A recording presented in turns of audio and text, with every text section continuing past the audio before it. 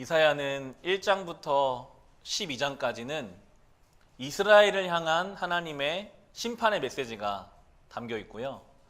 우리가 지난주까지 살펴본 13장부터 23장까지는 이스라엘을 제외한 그 당시에 많은 열방들을 향한 하나님의 심판의 메시지들이 나와 있습니다.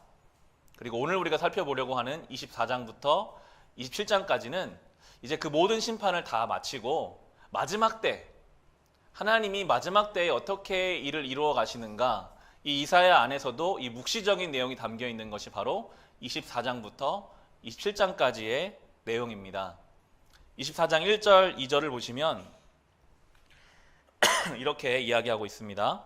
주님께서 땅을 텅 비게 하시며 황폐하게 하시며 땅의 표면을 뒤엎으시며 그 주민을 흩으실 것이니 이 일이 백성과 제사장에게 똑같이 미칠 것이며 종과 그 주인에게, 하녀와 그 안주인에게, 사는 자와 파는 자에게, 빌려주는 자와 빌리는 자에게, 이자를 받는 자와 이자를 내는 자에게 똑같이 미칠 것이다 라고 말씀하십니다.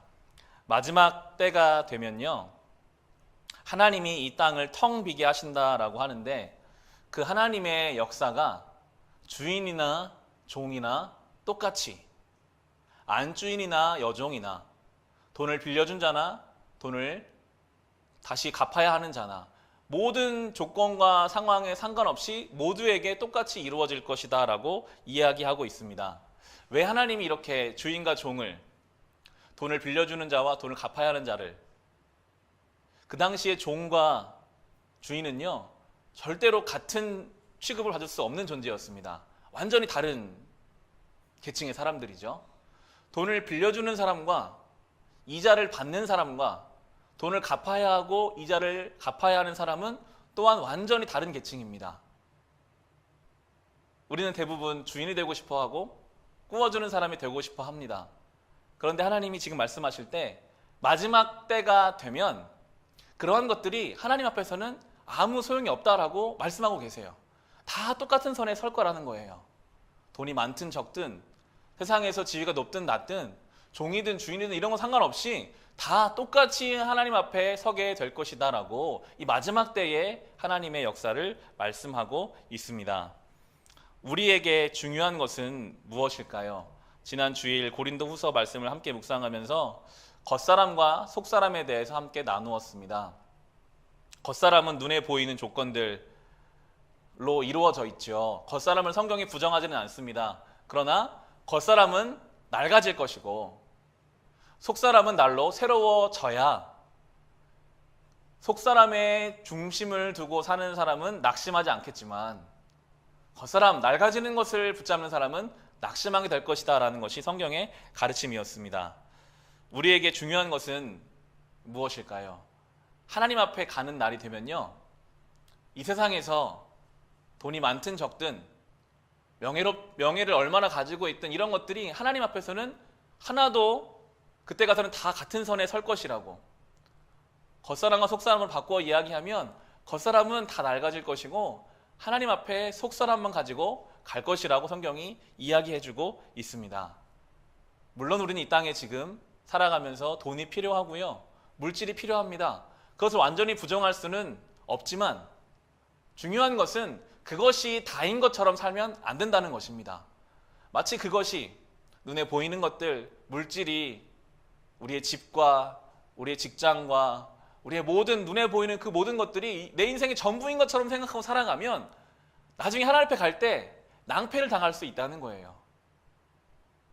분명한 차이가 있습니다. 이 사실을 아는 인생과, 그렇지, 하나님 앞에 가면 그 앞에서 이것들이 아무 소용이 없는 것이지라고 그것을 알고 살아가는 인생과 전혀 그 생각을 하지 않고 살아가는 인생은요, 지금은 조금밖에 차이가 없는 것 같지만 그 차이가 조금씩 벌어지게 될 겁니다. 하나님 앞에 가는 날에는요, 큰 차이가 있을 거예요. 성도는 이것을 기억하고 살아야 합니다. 하나님 만나러 가는 그 마지막 날에는 이 땅에서 종이든 주인이든 돈이 많든 적든 이것이 아무 소용이 없고 오직 주님 앞에 똑같이 서게 될 것임을 생각하며 우리 이 땅을 살아가야 하겠습니다. 우리는 그렇게 살아보려고 애를 쓰지만 이 세상은 전혀 그렇지 않기 때문에, 눈에 보이는 것이 득세하는 세상이기 때문에 우리는 좌절할 때가 참 많습니다. 내가 혼자 신앙 양심 지킨다고 뭐가 달라질까? 내 가정도 잘 안 바뀌거든요. 내가 그렇게 눈물로 기도해도 아무런 변화가 없는 것 같기도 하고, 내 가정도 그럴진데 내 직장, 더 크게 이 나라 이 민족을 보면 소망이 없어 보일 때가 있습니다. 이미 성경이 그걸 이야기해요. 5절을 보시면 5절과 6절에 땅이 사람 때문에 더럽혀진다. 사람이 율법을 어기고 법령을 거슬러서 영원한 언약을 깨뜨렸기 때문이다. 그러므로 땅은 저주를 받고 거기에서 사는 사람이 형벌을 받는다. 땅의 주민들이 불에 타서 살아남는 자가 얼마 되지 않을 것이다 라고 말씀하십니다. 이 땅이요, 하나님이 지으신 이 땅이 사람 때문에 더럽혀진다라고 지금 성경이 이야기하고 있습니다. 입에 담기 어려운 일들이 이 땅에서 일어나고 있고요. 사람의 욕심 때문에, 사람의 죄 때문에 이 땅이 더럽혀지고 있는 것이 우리는 보고 있는데, 그런데 성도는 이 가운데에서도 하나님이 주권자이심을 기억하면서 희망을 가지고 살아가라고 우리에게 주님이 부르고 계시는데요. 13절을 보시면 이 땅에 이러한 일들이 일어나고 거기에 사는 백성에게 이러한 일이 일어날 것이니 마치 올리브 나무를 떤 다음과 같고 포도나무에서 포도를 거둔 뒤에 남은 것을 주울 때와 같을 것이다 라고 말씀하십니다. 이 땅에 죄악이 가득해서요, 하나님이 이 땅을 완전히 멸하시는 것 같고 버리신 것 같이 보일지라도 오늘 이런 표현이 있어요.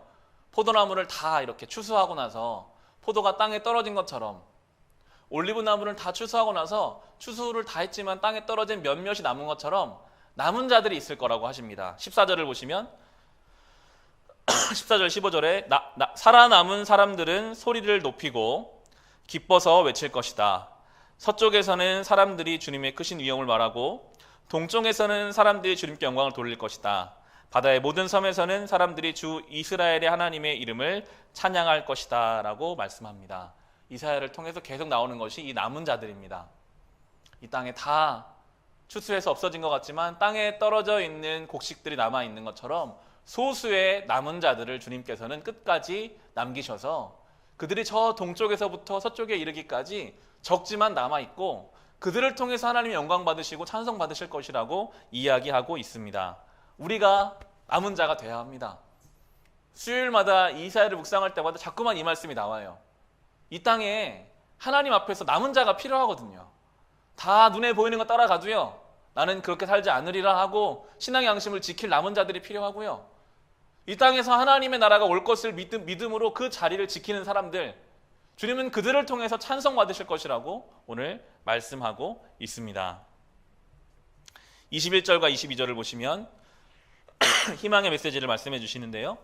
그날이 오면 주님께서 위로는 하늘의 군대를 벌하시고 아래로는 땅에 있는 세상의 군왕들을 벌하실 것이다.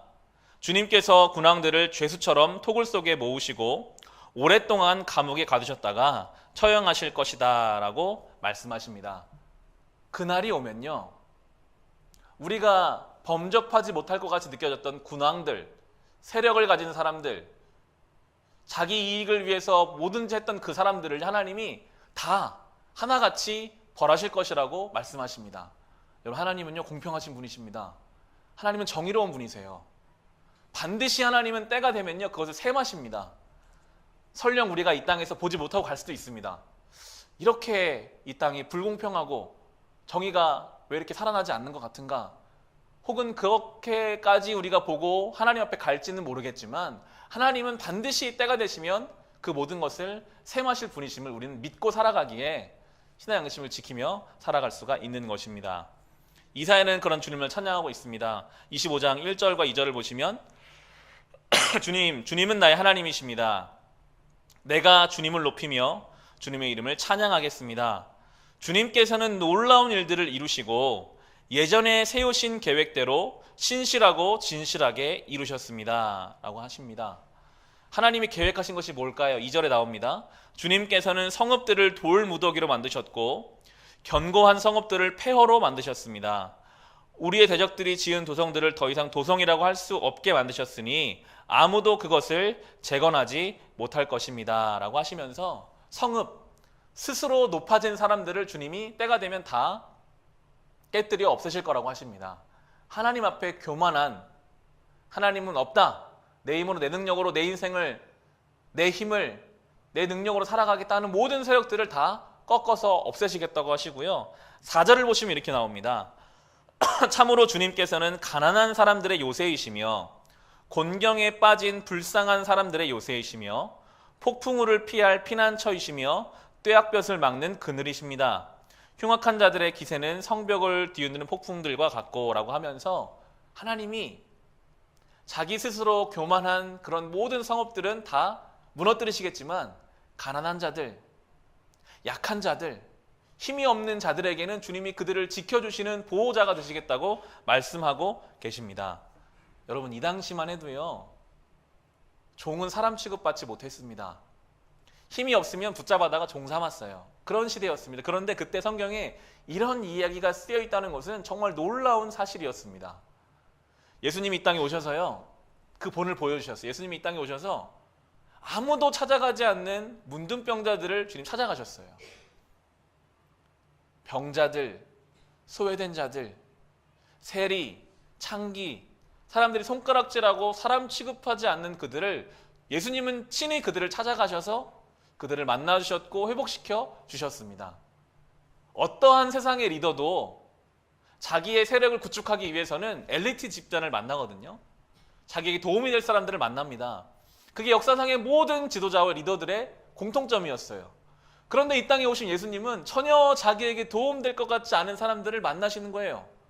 그들을 고쳐주시고 그들을 위로하시고 그들의 친구가 되어주시는 예수님의 모습을 성경이 우리에게 보여주면서 하나님은 그런 분이시라고, 이 땅의 모든 힘 있는 자들은 자기의 힘을 위해서 약한 자들을 버리고 이용하겠지만 하나님은 그 약한 자들을 버리시는 분이 아니시라고 예수 그리스도를 통해서 먼저 보이셨고, 다 완성되지 않은 그 하나님의 정의와 공의가 마지막 때가 되면 반드시 이루어질 거라고 우리에게 말씀하고 계십니다. 우리가 살다 보면요, 억울할 때가 있거든요. 야, 내가 이런 일을 당할 아무런 잘못이 없는데, 여러 억울한 것들이 이 세상에 있습니다. 억울하면 못 참는 편이거든요. 억울하면 가서 갚아주고 싶고 변명하고 싶고, 물론 우리가 할 수 있는 만큼 억울하고 잘못된 것들을 붙잡아야 합니다. 하지만 우리 손이 닿지 않는 부분이 있다면, 도대체 우리가 감당할 수 없어서 왜 하나님이 살아계신데 이런 일들이 일어나는가 하는 것들이 혹시 우리에게 있다면, 하나님은 하나님의 때에 그 억울함을, 그 공평하지 못함을 공평하게 하실 분이라고 성경이 이미 우리에게 알려주고 있기 때문에 우리는 그것을 믿고 기다리는 존재입니다. 하나님, 제가 볼 때 이거 억울한 일이지만 하나님의 때에 이 억울함을 주님이 풀으실 것을 믿습니다. 그렇게 믿고 그렇게 보면요, 우리에게 담대함이 생깁니다. 여유가 생겨요.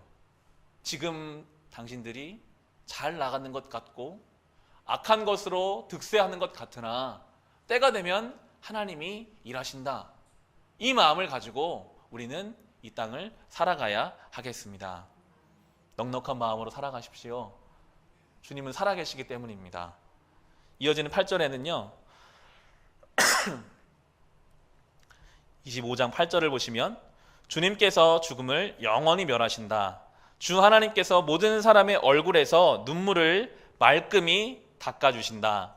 그의 백성이 온 세상의 수치를 없애주신다. 이것은 주님께서 하신 말씀이다 라고 이야기합니다. 하나님이요, 죽음을 없애신대요. 창세기 3장에서 인간이 죄를 범함으로 죽음이 이 땅에 들어왔습니다. 그때부터 원수 사단은요, 이 죽음을 이용해서 인간의 인생을 흔들기 시작했습니다. 사람이 왜 죄를 지을까요? 죽음이 있기 때문에 인간은 본능적으로 이 짧은 한정된 인생을 살아가야 한다는 두려움을 갖고 있습니다. 그래서 뭔가를 채우고 싶어 해요. 이 한정된 인생을 내가 남들보다 좀 앞서고 싶어 하고 물질로 채우고 싶고, 모든 욕심과 죄의 근원이 이 죽음에서부터 나옵니다. 죽음에 대한 두려움, 한정된 인생. 그런데 하나님이 이 죽음을 없애시겠다고 하십니다. 마지막 때가 되면 이 죽음을 없앨 것이다. 눈물이 없게 할 것이다 라고 말씀하세요. 우린 상상하기 어렵죠. 눈물이 없고 죽음이 없는 세상. 그런데 하나님이 마지막 때에 그렇게 하시겠다고 우리에게 말씀하고 계십니다. 지방선거가 이제 다음 주죠. 공보가 이렇게 집에 왔더라고요. 지도자가 되려고 하는 사람들은 여러 공약들을 내세웁니다. 내가 지도자가 되면 이런 것들 해보겠습니다. 짧은 시간, 한정된 시간과 한정된 자원으로 공약을 내세우지만 크게 변화를 일으키기는 어려운 것을 우리는 알고 있습니다. 어떠한 사람도 짧은 시간 내에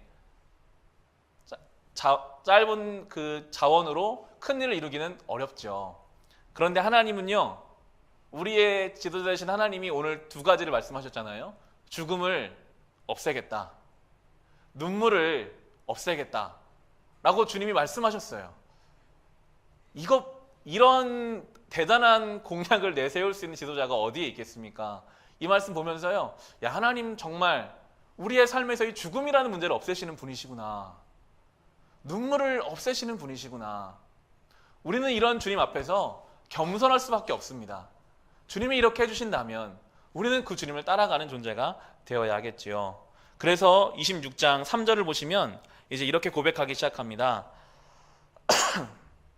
3절과 4절부터 쭉 보시면 주님께 의지하는 사람들은 늘 한결같은 마음을 가진 사람들이니 그들에게 평화의 평화를 더하여 주시기 바랍니다.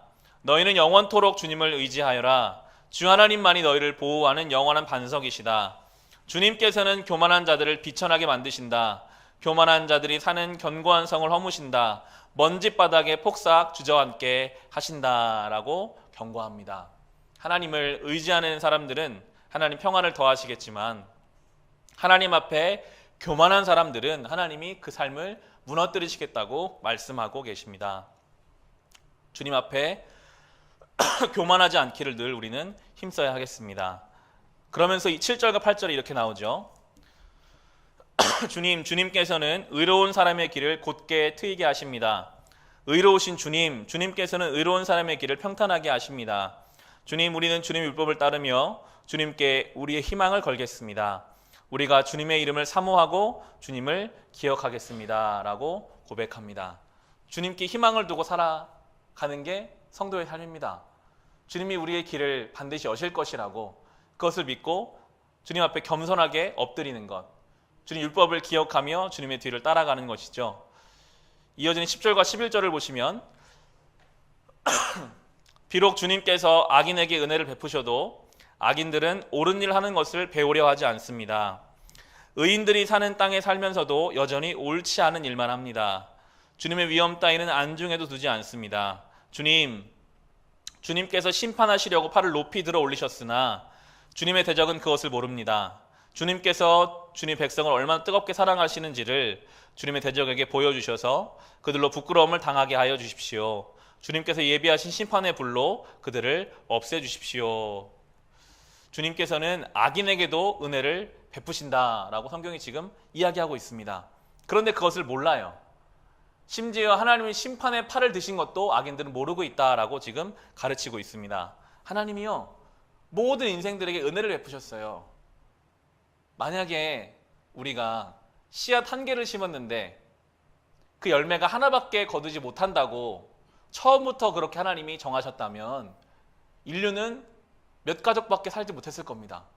하나를 심었는데 하나밖에 안 나고, 짐승이 새끼를 낳는데 한 마리밖에 나지 못한다라고 하나님이 정하셨다면 어떠한 인생도 가족을 많이 이루거나 번성하지 못했을 거예요. 그런데 하나님은 악인이나 의인이나 상관없이 이 은혜를 주셨어요. 하나를 심고 가꾸고 물을 주면 그 하나로부터 수많은 것들이 열매를 맺게 하셔서 우리를 먹고 살게 하셨어요. 짐승을 기르면 그 짐승이 수많은 새끼를 낳게 하셔서 우리로 번성하게 하셨어요. 하나님이 악인과 의인에 상관없이 이른 비와 늦은 비를 내리시고 햇빛을 주셔서 우리를 이렇게 살게 하셨는데 언제부터 인간은 그것을 인간이 기술이 뛰어나고 머리가 좋고 노력을 해서 여기까지 번성해 왔다라고 생각하고 있으면서 하나님을 하나하나 지워가는 것이 얼마나 어리석은가를 성경이 이미 우리에게 이야기해주고 있습니다. 우리 늘 하나님의 은혜를 기억해야 합니다. 하나님 은혜가 없으면요, 우리는 하루도 살 수 없는 존재입니다. 늘 그것을 우리는 고백하며 살아가야 하겠습니다. 이제 이어지는 27장에서 27장 7절부터 보시면 하나님이 심판의 의미를 다시 한번 설명하시는데요. 27장 7절부터 보시면 야곱을 친 자들을 치신 것처럼 주님께서 그렇게 혹독하게 야곱을 치셨겠느냐? 야곱을 사륙하던 자들을 사륙하신 것처럼 주님께서 그렇게 많이 야곱을 사륙하셨겠느냐? 그렇지 않다. 주님께서 이스라엘을 포로로 보내셔서 적절히 견책하셨고 거센 동풍이 불 때에 거기에 좀 더 거센 바람을 보내셔서 이스라엘을 쫓아내셨을 뿐이다. 그렇게 해서 야곱의 죄악이 사함을 얻으며 이렇게 함으로써 죄를 용서받게 될 것이니 곧 야곱이 이교 제단의 모든 돌을 헐어 흰 가루로 만들고 아세라 여신상과 분향단을 다시는 세우지 않을 것이다 라고 말씀하십니다. 야곱이, 이스라엘이 포로의 시기를 겪는 것, 이스라엘이 망하고 이방 나라들에 의해서 고난을 당하는 것이 하나님이 그들을 망하게 하시려고 주시는 것이 아니라 그 아픔과 그 고난의 때를 통해서 다시 돌아오게 하시려는 하나님의 뜻이라고 다시 한번 이사야가 강조하고 있습니다. 왜 믿는 자의 삶에 때로 아픔과 어려움이 있는가? 그 아픔과 어려움을 통해서 하나님 앞에 때로는 죄 용서를 구하고 때로는 겸손해지고 신앙적인 새로운 계기를 만들어주기 위한 하나님의 뜻임을 성경이 우리에게 이야기해 주면서요. 이어지는 13절을 보시면 이렇게 나오죠. 그날이 오면 큰 나팔 소리가 울릴 것이니 아시리아 땅에서 망할 뻔한 사람들과 이집트 땅으로 쫓겨갔던 사람들이 돌아온다. 그들이 예루살렘의 거룩한 산에서 주님을 경배할 것이다 라고 이야기합니다. 이 마지막 때에 대한 묵시가 마무리되는 구절 27장 13절에는 그날이 오면 다 돌아오게 될 것이다. 회복하실 것이라는 하나님의 은혜를 마지막으로 이야기해주고 있습니다. 하나님은요, 우리로 돌아오게 하십니다. 하나님은 회복의 주님이십니다. 그것을 우리에게 분명하게 강조하고 있습니다. 이사야를 묵상하다 보면요, 하나님이 얼마나 크신 분이신지를 생각할 수 있습니다. 하나님의 섭리가 얼마나 크고 깊은지요, 우리가 알 수가 없어요. 우리가 이해할 수가 없고 담아낼 수가 없습니다. 그래서 우리는 그분을 믿는 것입니다. 이해하거나 아는 것을 넘어서는 믿음으로 우리가 주님 앞에 나아갈 수밖에 없는 것이 얼마나 그분의 섭리가 크고 깊은지, 하나님의 계획과 역사가 처음부터 그 끝까지 이미 결정돼서 진행되고 있는 이 상황 속에서 우리는 그분을 믿고 따라갈 수밖에 없음을 다시 한번 고백합니다. 이사야 말씀을 기억하시면서 이 전능하신 하나님을 묵상하시면서 담대하게 그렇게 살아가시기를 주님의 이름으로 축원합니다.